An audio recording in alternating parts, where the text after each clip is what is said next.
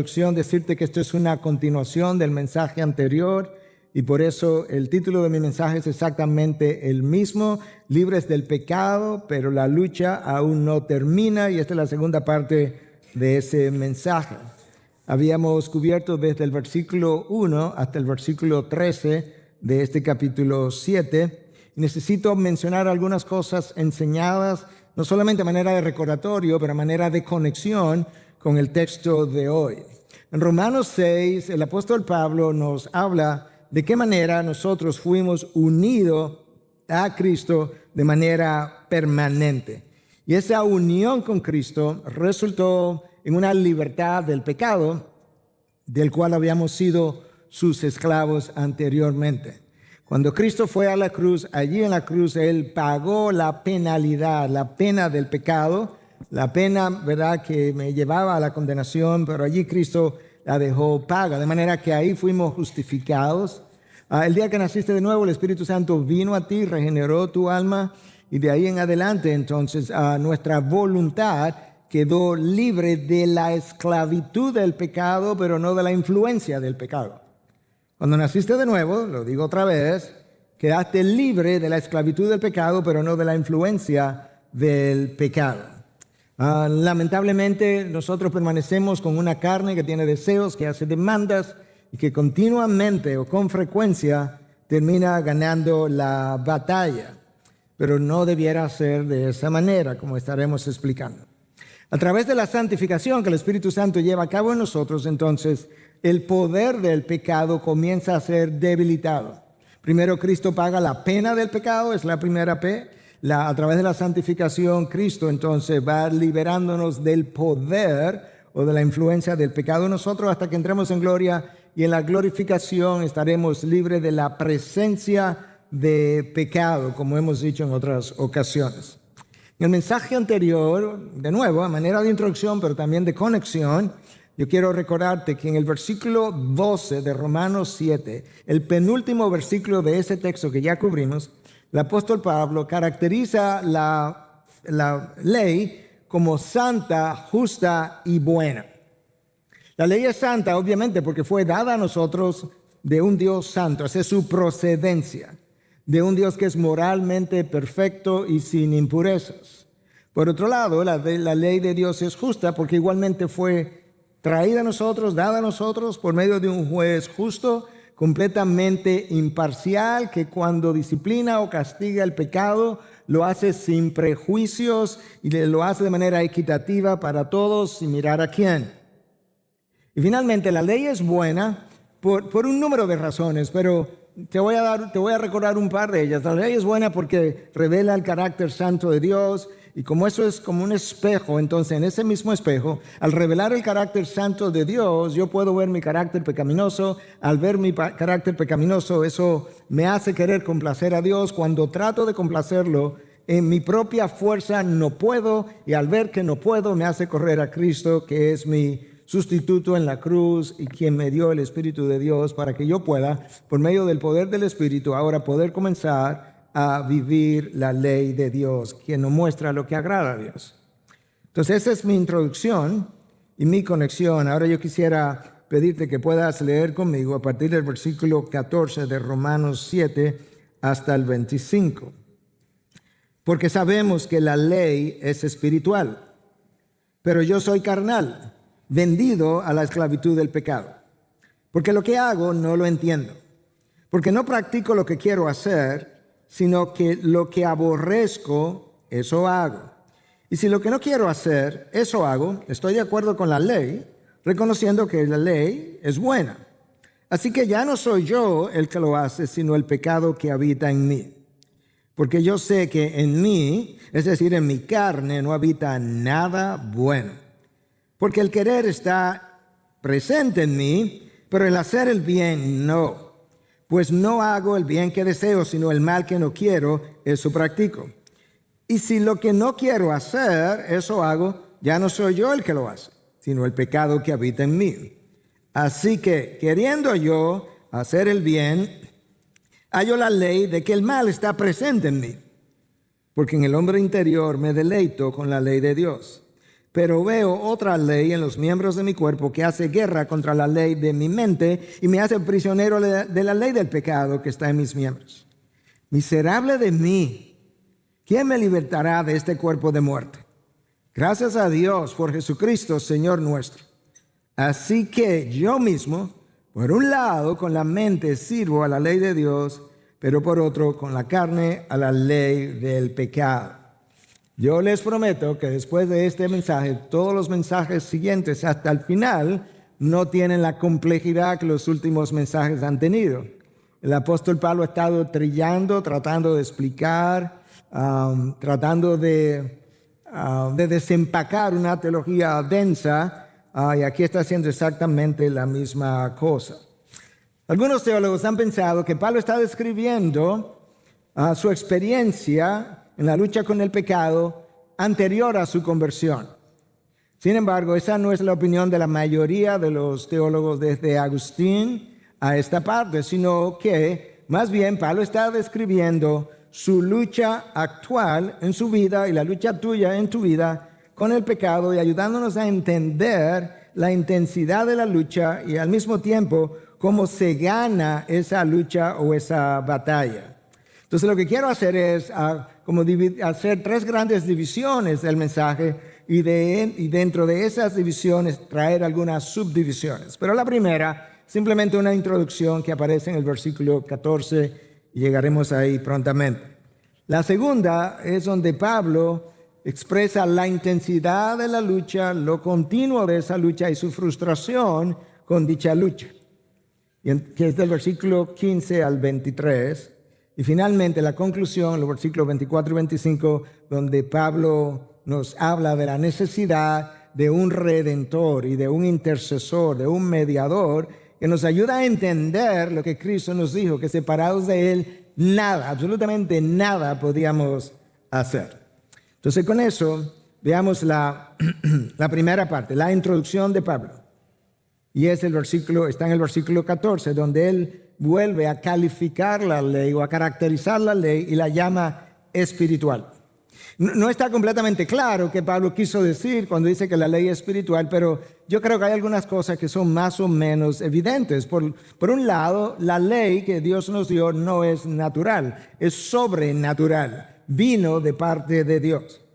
Por otro lado, esa ley es imposible de cumplir a menos que seamos empoderados por el Espíritu. Incluso ni siquiera podemos comenzar a cumplirla a menos que el Espíritu de Dios more en nosotros. Y finalmente, cuando el espíritu de la ley es entendido, nosotros nos percatamos que el propósito de la ley, más que punitivo, el propósito de la ley es protector de la integridad del carácter de Dios y protector de nuestro propio carácter santo, en vista de que la ley revela el carácter santo de Dios, revela de qué manera yo transgredo esa ley y me advierte en contra de las consecuencias del pecado y me enseña incluso a partir de dónde yo comienzo a pecar. De manera que ciertamente la ley tiene un fin bueno y espiritual. Esa es la introducción, versículo 14. Del 15 al 23, nosotros vamos a ver ahora la intensidad de la lucha, cómo Pablo la explica, cómo la desempaca de una manera tan extraordinaria y cómo nos ayuda a entender una realidad que pocos entienden, y es el hecho de que nosotros, por un lado, si somos nacidos de nuevo, nosotros tenemos un espíritu o un alma regenerada. Pero mi espíritu regenerada coexiste con una naturaleza carnal, pecadora, que permanece con deseos típicos de la carne o del hombre caído. De manera que nosotros tenemos una voluntad que ha sido libertada de la esclavitud del pecado, pero una voluntad que continuamente presionada por los deseos de la carne que luego ocupan mi mente y que me hacen actuar o me hacen caminar en una dirección que es contraria a lo que Dios ha revelado. Eso es compatible con lo que Pablo le había escrito a los Gálatas en 5:17, cuando les dijo que el deseo de la carne es contra el espíritu, con E mayúscula. Los deseos de mi carne, lo que mi carne desea, anhela, busca, es contrario a lo que el espíritu quiere para mí. Y el deseo del espíritu, con E mayúscula, es contra la carne. A la carne no le interesa, no desea, no busca absolutamente nada de lo que el Espíritu de Dios quiere producir en mí. Y Pablo continúa, pues estos se oponen el uno al otro, el Espíritu deseando y la carne deseando, y ahí hay una lucha continua. Ahora escucha el resultado de eso. De manera que ustedes no pueden hacer lo que deseen. Wow.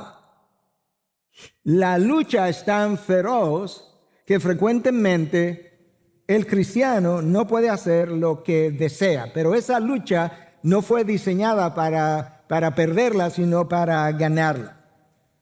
Pero yo sí quiero ver que tú puedas entender de qué manera Pablo dice cosas semejantes a estas a los romanos, pero que nos amplían, en vez de hacer un zoom sobre algo muy particular, Pablo como que abre el lente ahora y me ayuda a ver mucho mejor lo que los Gálatas vieron de manera muy particular.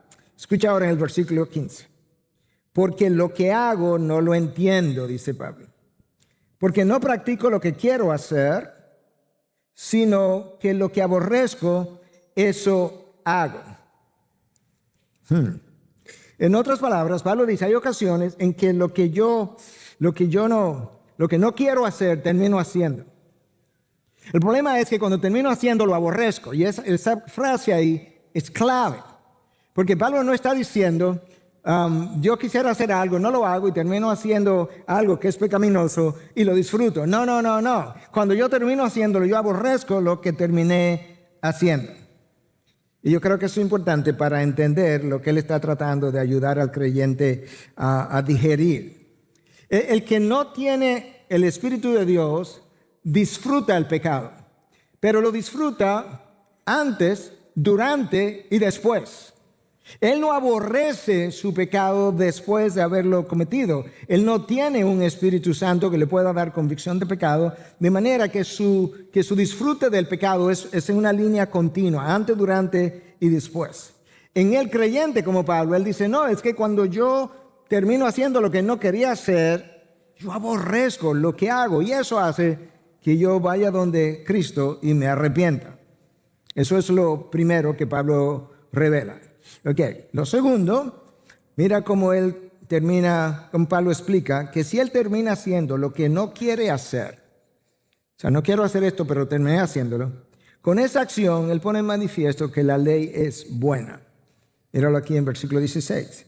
Y si lo que no quiero hacer, eso hago, estoy de acuerdo con la ley, reconociendo que es buena. Bueno, ¿por qué es buena la ley? Ya aludí a ella, porque me revela el carácter santo de Dios. Como eso es como un espejo, en ese carácter santo yo me veo mi carácter pecaminoso. Al ver mi carácter pecaminoso, reconozco mi necesidad de ir donde Cristo a pedir perdón y puedo ser perdonado. De manera que la ley es buena, como Pablo dice. Mira otra vez, versículo 16. Y si lo que no quiero hacer, eso hago, estoy de acuerdo con la ley, reconociendo que la ley es buena. De hecho, sin la ley, Romanos 7:7, yo no sabría lo que es pecado. Pablo lo explicó. No sabría lo que es pecado, pero estoy pecando y acumulando consecuencias, a pesar de que no sé lo que es pecado. Recuerda que en Romanos anteriormente, Pablo nos explicó que la muerte reinó desde Adán hasta Moisés. Y Moisés no trae la ley de Dios hasta Éxodo 20.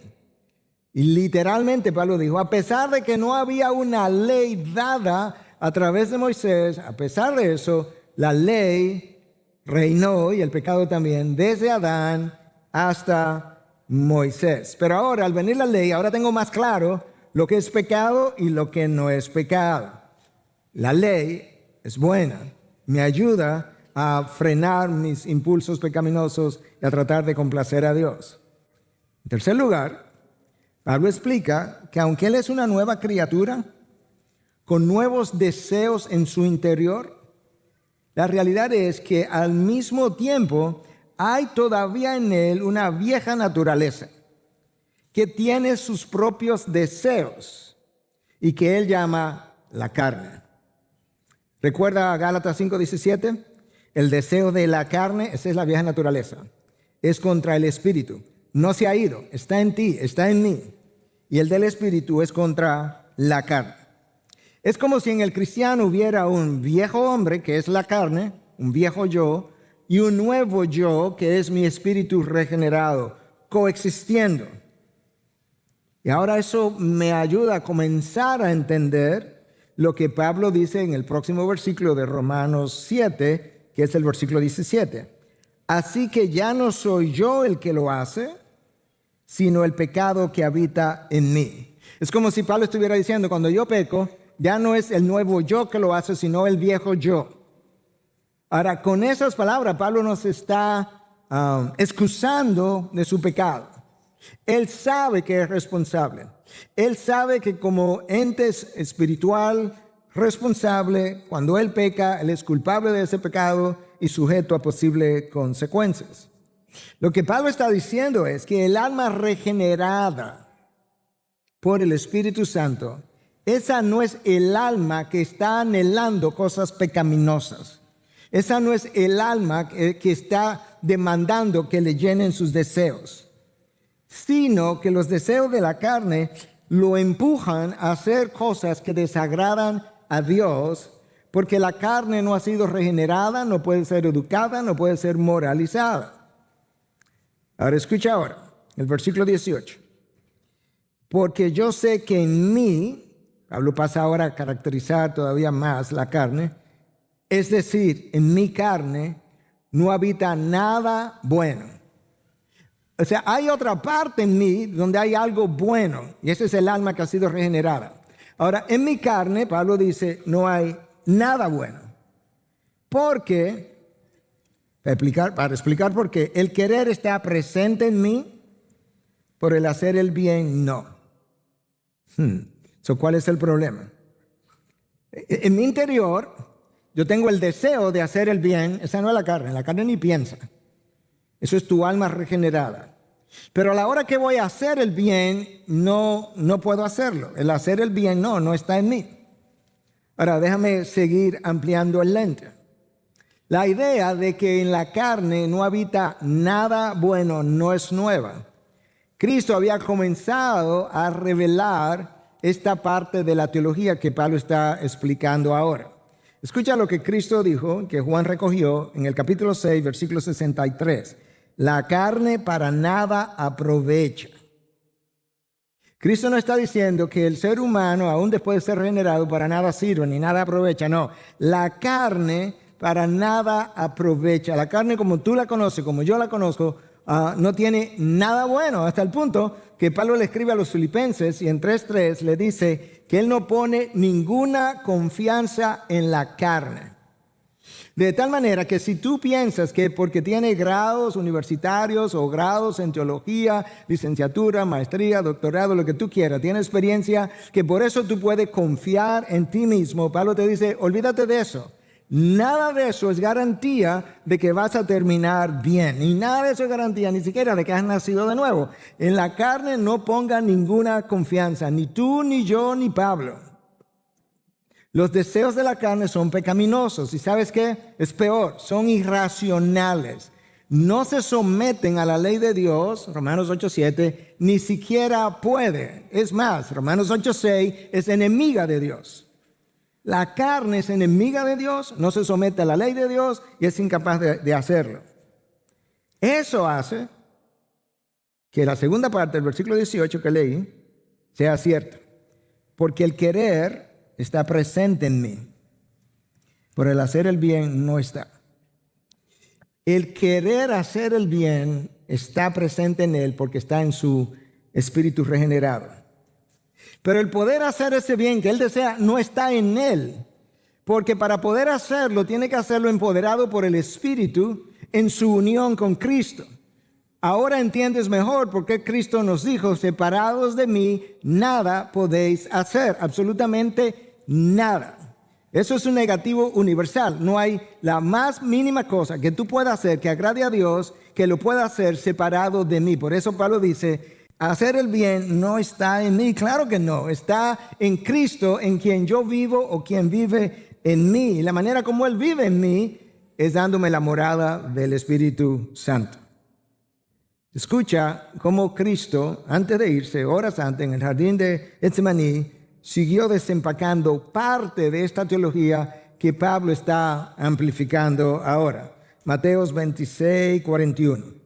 Velen y oren para que no entren en tentación. Escucha, el espíritu está dispuesto, pero la carne es débil. Ok, vamos a ver cómo desempacamos esto. Cristo dijo, el espíritu está dispuesto. Pablo dijo, el querer está presente en mí. Esas dos cosas son congruentes. Cristo dijo, pero la carne es débil. Pablo dijo, pero el hacer el bien, no está en mí. Esas dos cosas son congruentes. Pablo, tú y yo necesitamos la morada del Espíritu y después la llenura del Espíritu que mora en nosotros para poder vencer la carne y para poder agradar a Dios. Mira cómo Pablo le escribió a los Gálatas en 2:20. Con Cristo he sido crucificado. Ya no soy yo el que vive. En otras palabras, verdaderamente el cristiano debe verse visto como que el viejo Miguel lo crucificaron en la cruz y ya él no puede seguir viviendo su propia vida, deseando sus propias cosas, anhelando, buscando satisfacer su propia vida, porque sino que Cristo vive en mí. ¿Y qué diferencia hace eso, Pablo? Y la vida que ahora vivo en la carne, la vivo por la fe en el Hijo de Dios, el cual me amó y se entregó a sí mismo por mí. El cristiano peca cada vez que él trata de vivir esta vida conforme a los deseos que su carne le provoca. El cristiano evita pecar cuando él permite que Cristo, que vive en él por medio de su Espíritu, viva esa vida. Por eso que Pablo dice que la vida que él vive ahora en la carne, esta que yo tengo, ya no la vive él. Sus triunfos no son suyos, sus triunfos son del Espíritu que mora en él. La vive Cristo en mí. Escucha cuando él escribe ahora a los Gálatas en 5:16, cómo lo dice. Digo pues, andad en el Espíritu y no satisfagan los deseos de la carne. Y luego en en Efesios 5:18 nos dice, sed llenos del Espíritu. Ok, entonces, ¿qué es lo que tengo que hacer, Pablo? Efesios 5:16, anden en el Espíritu y no satisfagan los deseos de la carne. Ok, ¿cómo yo hago eso? Efesios 5:18, sed llenos del Espíritu. La expresión sed llenos del Espíritu lo que significa literalmente es sed controlado por el Espíritu. En otras palabras, deja de vivir tu propia vida, deja de vivir tus propios deseos, anhelos, futuros, satisfacciones. No, tú tienes que dejar ahora, tienes que entregar tu mente, tu corazón, tu voluntad, tus anhelos, deseos, sueños, todo lo que tú eres. Tu vida pasada, si te está cargando, entrégala. Tu vida presente, entrégala. Tu vida futura, entrégala al Espíritu, al control del Espíritu, para que Él te pueda llenar. ¿Por qué? Porque ahora tú tienes otra vida. Porque ahora tú tienes que agradar a Dios. Porque ahora tú tienes un amo distinto. Escucha cómo Pablo se lo explica a los Efesios 5:8. Antes ustedes eran tinieblas. No tenían tinieblas alrededor. No, las tinieblas eran tan densas que penetraban su mente, su corazón, su interior. Dominaban su mundo interior y su mundo exterior. Antes ustedes eran tinieblas, pero ahora, después de la regeneración, son luz en el Señor.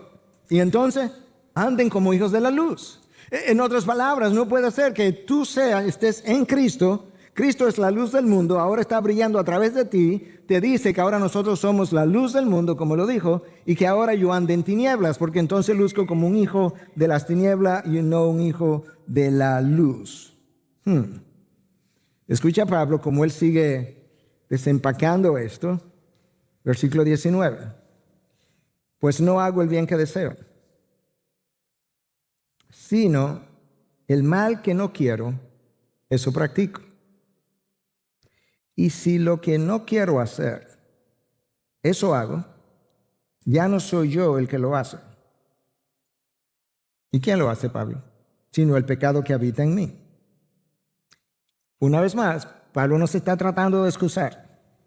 Él está enfatizando, dándole color a lo que ya le había dicho antes. Una vez más está diciendo, Mi hombre regenerado, mi alma regenerada, no desea pecar.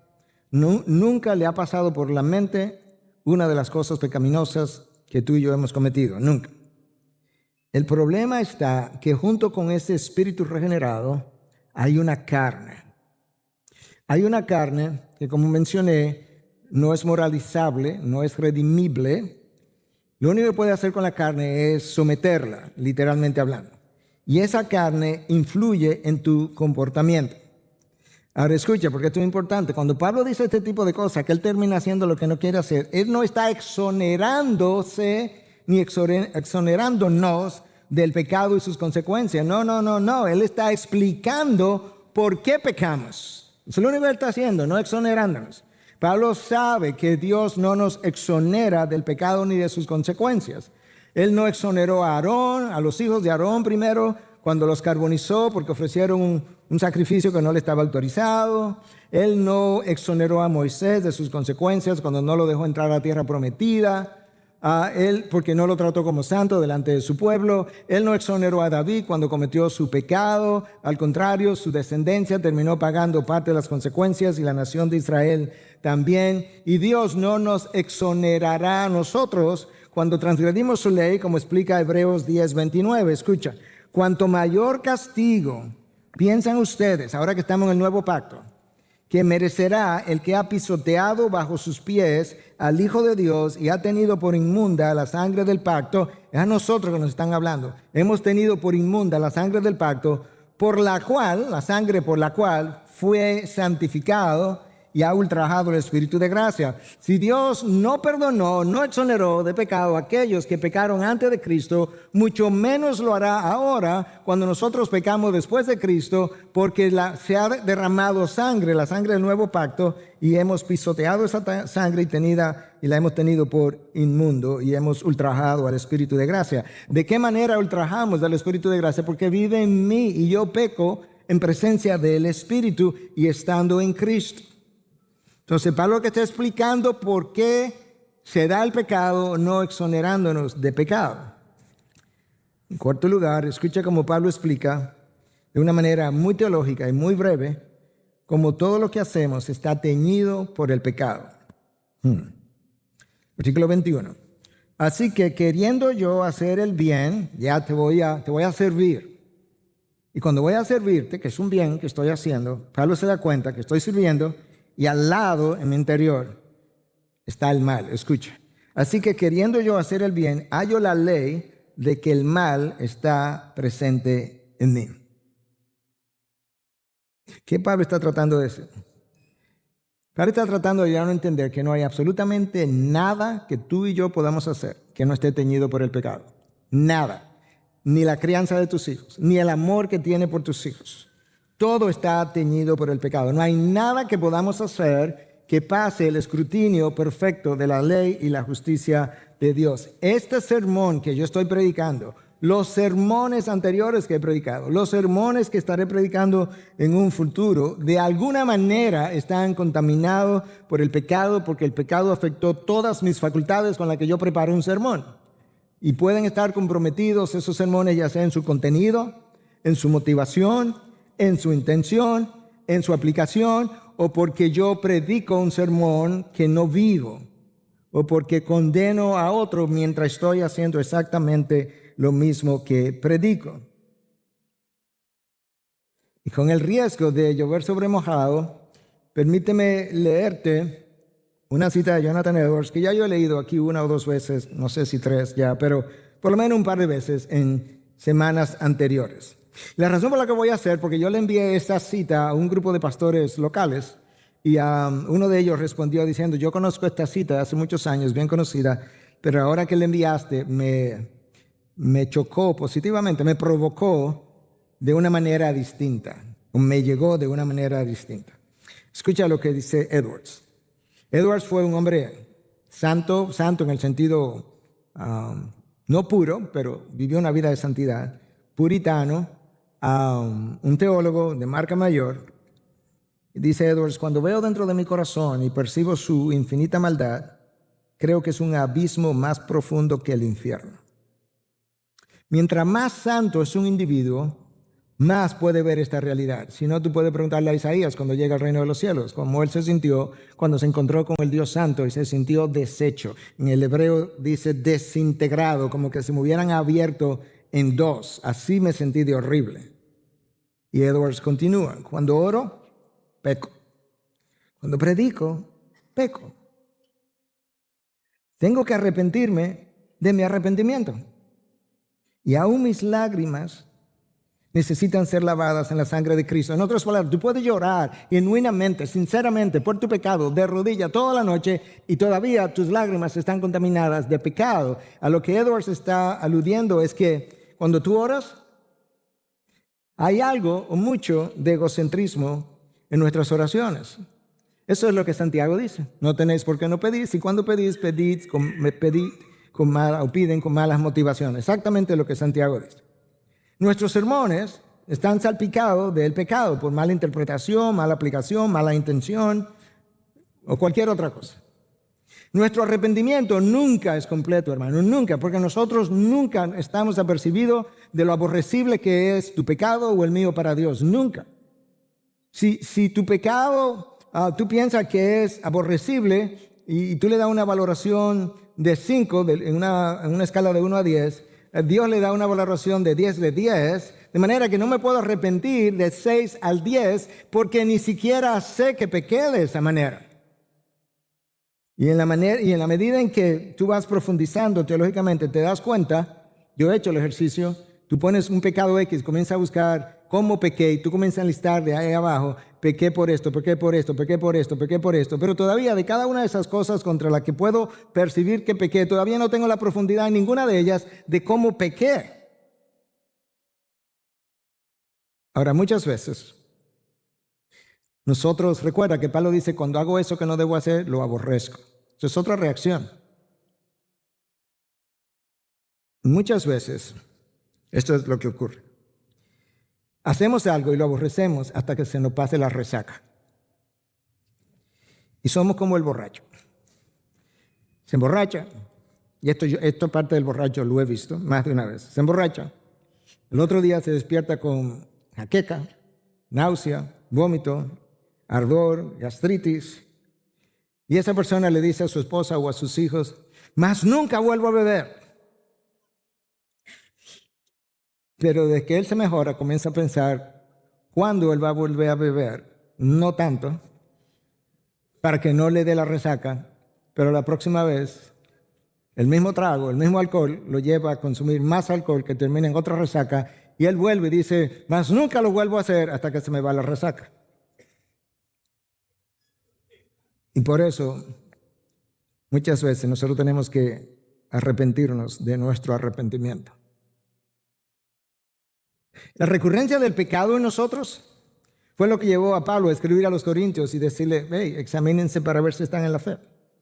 Porque yo estuve con ustedes hace un tiempo atrás, y ustedes eran carnales, inmaduros, infantes, solamente podían tomar leche, y ahora que le estoy escribiendo la carta, todavía no pueden comer carne, sino solamente pueden consumir leche, papilla.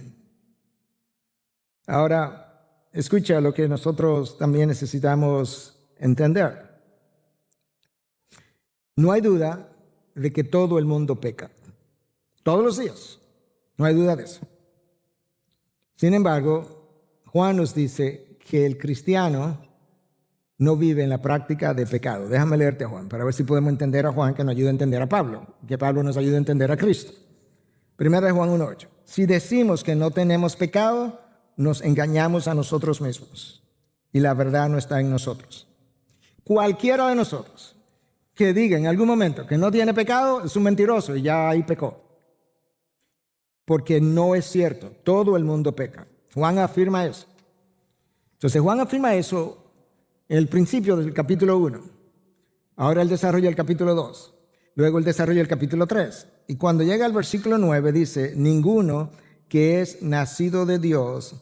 Los absolutos de la palabra a mí me dan como temor, porque es como, esto es así y no hay sombras, no hay grises. Ninguno que es nacido de Dios practica el pecado. Porque la simiente de Dios permanece en él. No puede pecar porque es nacido de Dios. Espérate, Juan, espérate, porque hace 2 capítulos atrás que tú me dijiste que todo el mundo peca. Ahora tú me dices que nadie que es nacido de Dios practica el pecado. La palabra clave ahí es practica.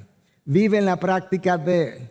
Es el pecado recurrente. Esa es la clave en esto. De la misma manera que la clave en la frase de Pablo cuando él dice, cuando yo hago lo que no debo hacer, o sea, cuando peco, yo aborrezco. La clave es yo aborrezco.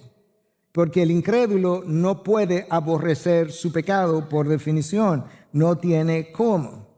Ahora Juan me está diciendo que el estilo de vida de alguien que haya nacido de nuevo verdaderamente no está caracterizado por la práctica de pecado o por lo habitual de ese pecado. Ese no es su estilo de vida. Romanos 7:15, Pablo dice que él aborrece cuando hace algo que no está bien.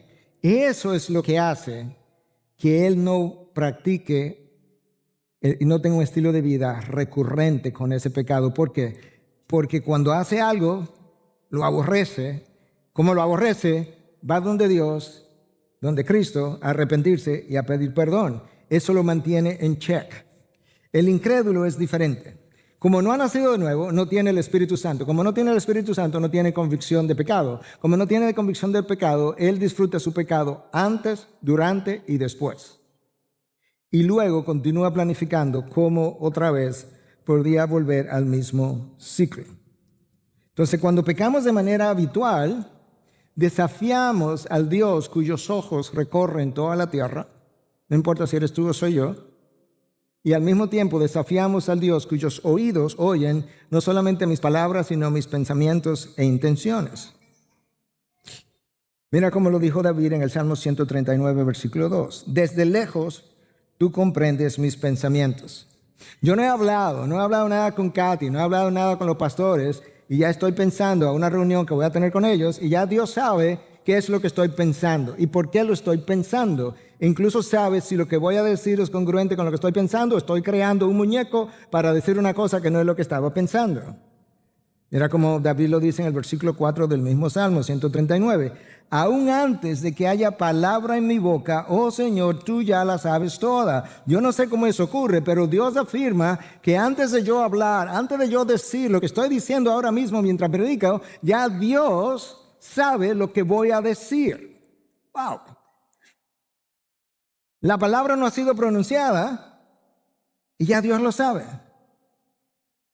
De manera que no tengo que hablar para Dios conocer mi interior, intenciones, motivaciones, pensamientos. Y ese es el Dios que tú y yo desafiamos cuando continuamos por ese camino. En quinto lugar, Pablo menciona 2 leyes o principios que están presentes en nosotros al mismo tiempo. Versículos 22 y 23. Porque en el hombre interior me deleito con la ley de Dios. Ok. O sea, hay una forma como el cristiano se deleita en la ley de Dios. Pero, ¿cuál es el problema, Pablo? Yo veo otra ley en los miembros de mi cuerpo que hace la guerra contra la ley de mi mente. O sea, mi mente comienza a deleitarse en la ley de Dios y de repente, en mi carne hay deseos que comienzan a hacerle la guerra a mi deleite en las cosas de Dios de las que estaba pensando. Y me hace prisionero de la ley del pecado que está en mis miembros. ¿Qué es lo que Pablo está diciendo? Tenemos 2 realidades. El creyente tiene 2 realidades con las que él vive. Realidad número 1, tiene un espíritu regenerado. Ese espíritu regenerado, cuando lee la ley de Dios, no se le encuentra gravosa. No. Él puede decir, el espíritu, aparte de la carne, él pudiera decir, junto con el salmista, la ley es tu ley es más dulce que la miel, más preciada que oro fino. Y pudiera incluso decir, oh, cuánto amo tu ley. Hasta que la carne comienza a experimentar ciertos deseos. Cuánto amo esa ley que es buena, justa, espiritual, santa, en mi hombre interior.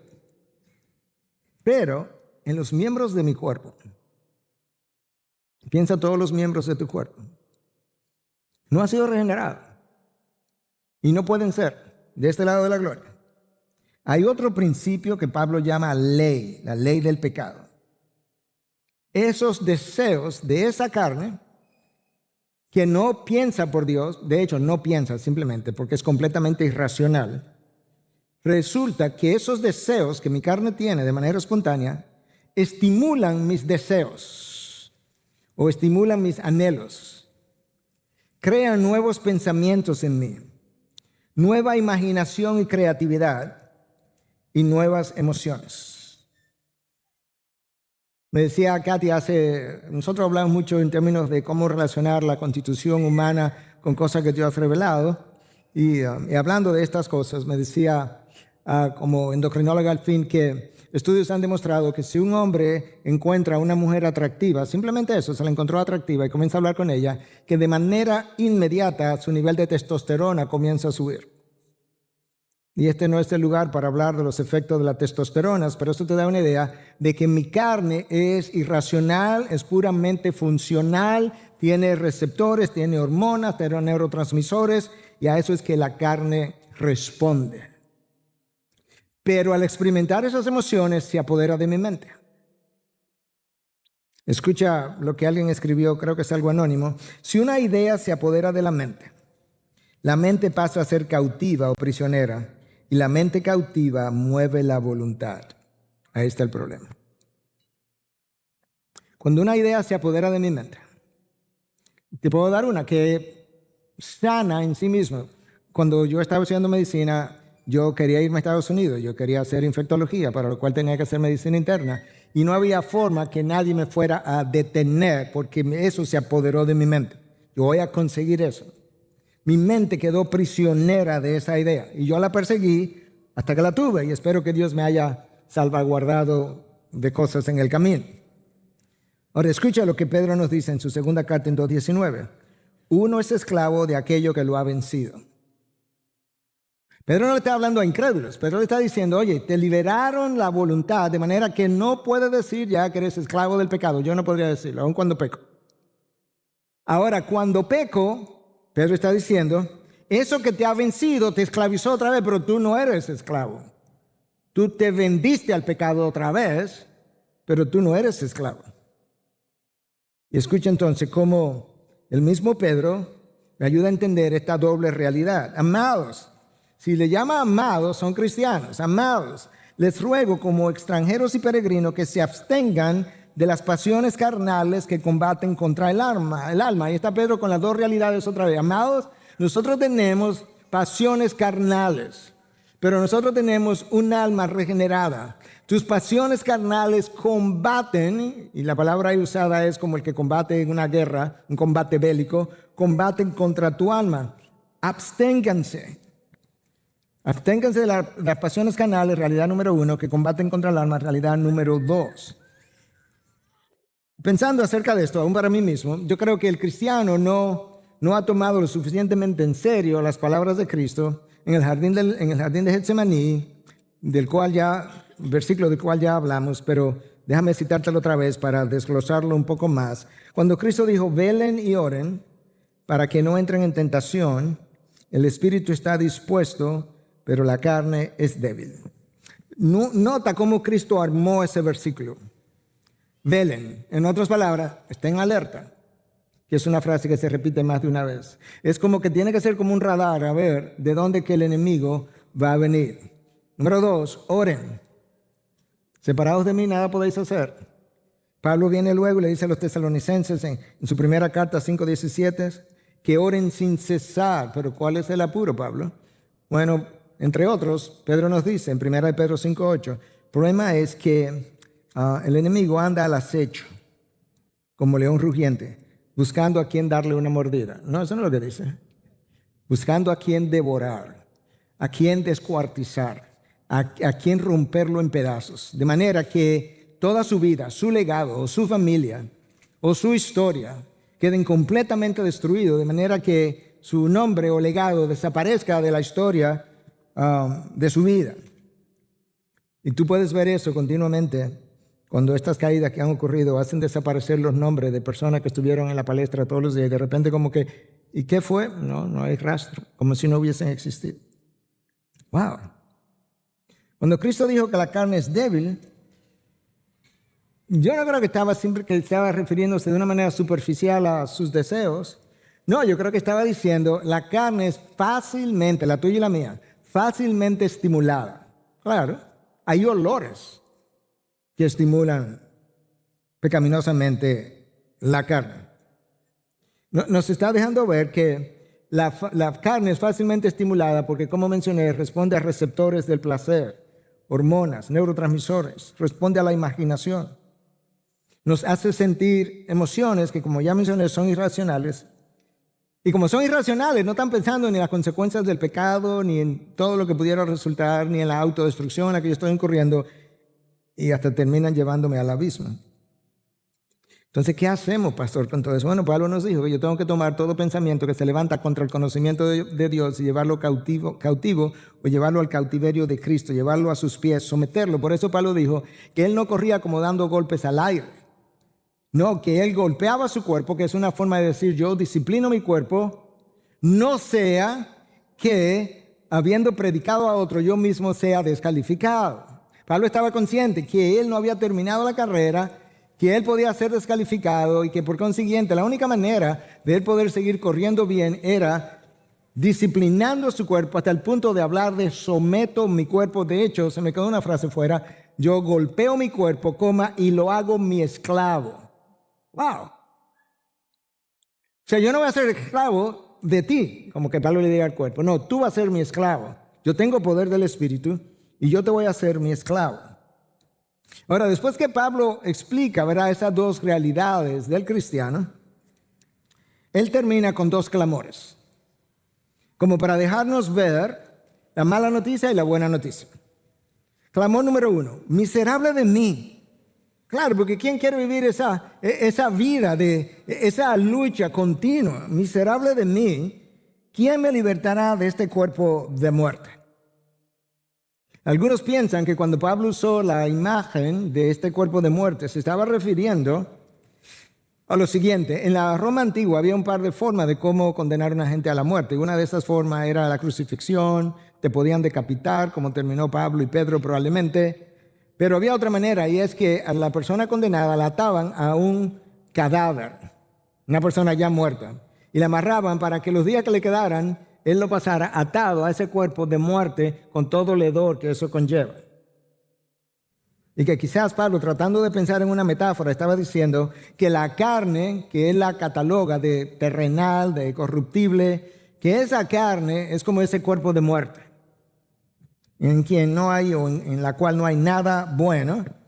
Él dice, ¿quién me va a liberar de este cuerpo de muerte? ¿Quién me va a sacar de estas amarras que yo tengo a esta carne corruptible, mortal, terrenal? Pero de repente Pablo ahora dice, pero un momento, esa es la mala noticia. La buena noticia es, versículo 25, gracias a Dios por Jesucristo, Señor nuestro. Así que yo mismo, por un lado, con la mente sirvo a la ley de Dios, pero por el otro lado, con la carne, a la ley del pecado. En otras palabras, en lo que esta lucha termina, yo tengo que seguir ganando la batalla por medio del poder del Espíritu que mora en mí. Y gracias que Cristo fue y compró mi vida a precio de sangre, pagó por ella, y es a Cristo a quien yo tengo que echarle mano, y por consiguiente, yo tengo que ya dejar de vivir mi propia vida para dejar que la vida que ahora vivo en la carne ya no la viva yo, sino Cristo en mí. Eso es la fórmula de Pablo. Eso es como tú puedes ganar la batalla.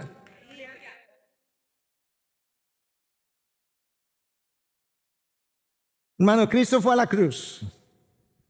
Y cuando fue a la cruz, fue clavado allí, derramó sangre, imputó su santidad, tomó tu pecado, pagó la penalidad del pecado y luego imputó su santidad a ti, si eres verdaderamente creyente. De manera que cuando te presentes frente al Padre, el Padre verá la santidad de Cristo.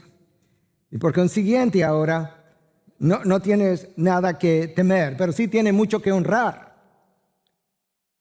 Una vida digna de su llamado. Tenemos mucho que honrar. Déjame cerrar con esta ilustración.